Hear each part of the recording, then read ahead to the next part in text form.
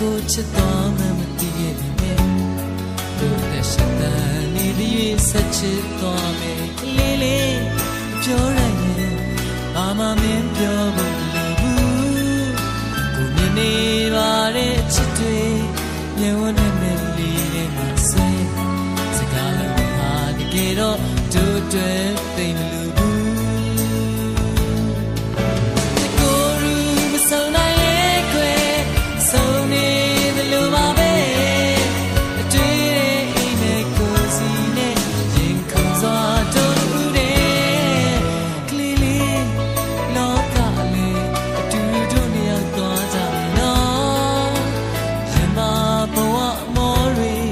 ကြုံတွေ့ကြလေတွေ့မဖြစ်ချမ်း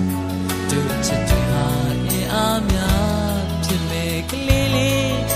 ခွင့်တဲ့တကယ်လို့မင်းချစ်တော့ရင်လေ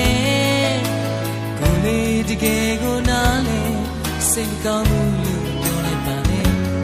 စကားလုံးဟာတကယ်တော့တို့တွေသိလို့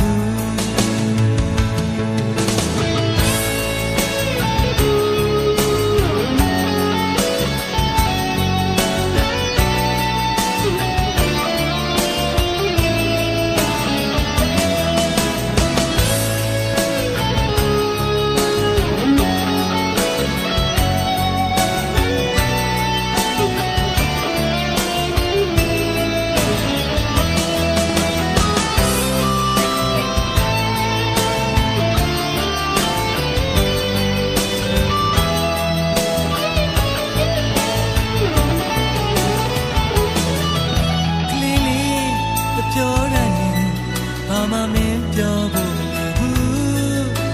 မြင်နေပါတဲ့ချစ်တွေနေဝန်းနဲ့လေးမစဲစကားလုံးဟာတကယ်တော့တို့တွေသိလို့ဘူး